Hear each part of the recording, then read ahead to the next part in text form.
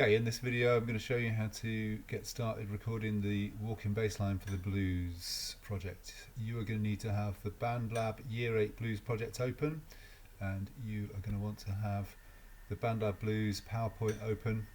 You should have had those links shared in the chat. We're going to deal with the first two bars today of the 12 bar blues walking bass line, just these two bars here in this video. First note we're going to need to enter is going to be a C. Let's just bear that in mind. The starting note is C. So the first thing we do, we add a track, choose instruments. We're going to change our instrument sound, so we open up the instrument panel at the bottom, change from piano instruments to bass instruments. In the second box down we're going to choose acoustic bass staccato. You can pause your video now to do that.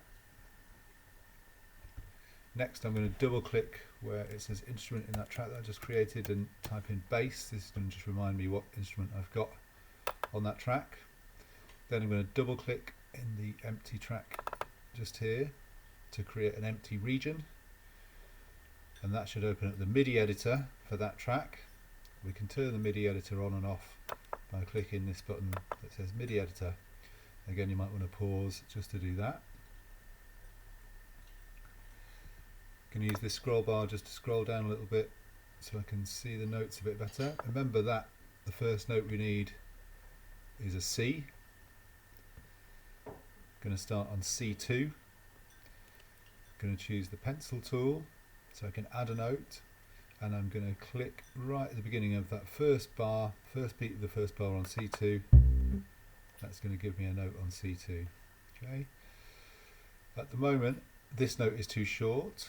It only takes up one of these columns, and each column is a quaver. We can see that the first bar, first beat is here, first bar, second beat, first bar, third beat, first bar, fourth beat. Each beat has two columns, so each of those columns is half a beat each.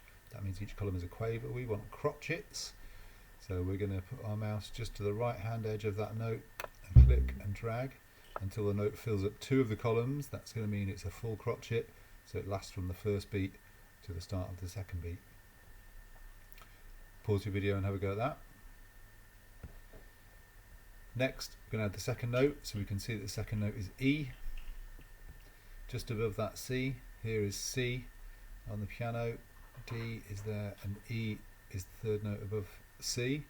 So I'm going to scroll along on the row opposite the E, and on the second beat of the bar, 1.2, I'm going to click, and BandLab is going to add a note there. Note this time it's actually added a crotchet, because I edited the crotchet in the first instance. It's now adding crotchets because it's learned what I want those notes to be like.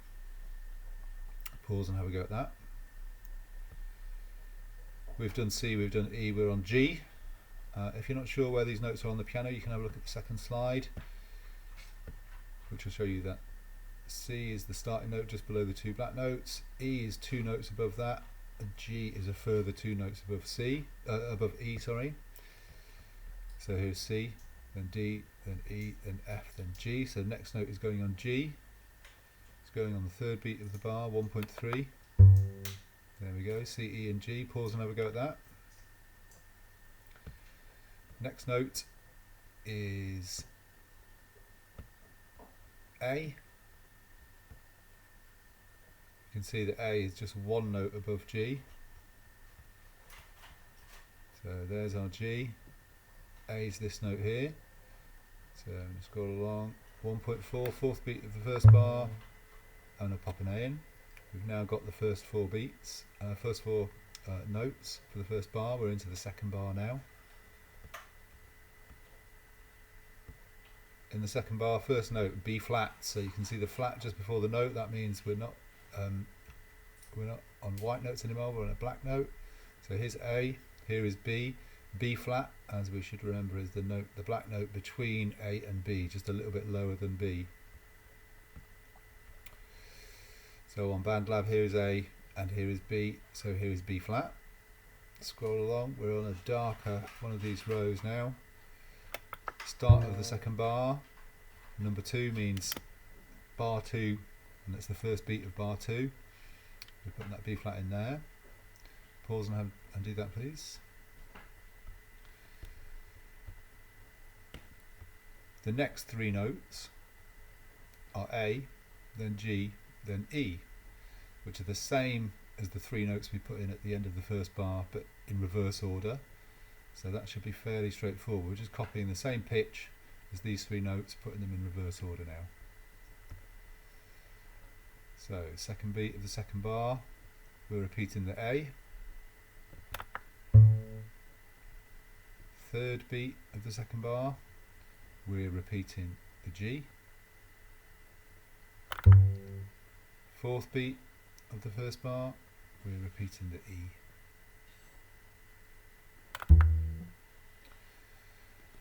And if we play and have a listen to that, you should hear that that sounds like the first 2 bars of the walking bass line we're after.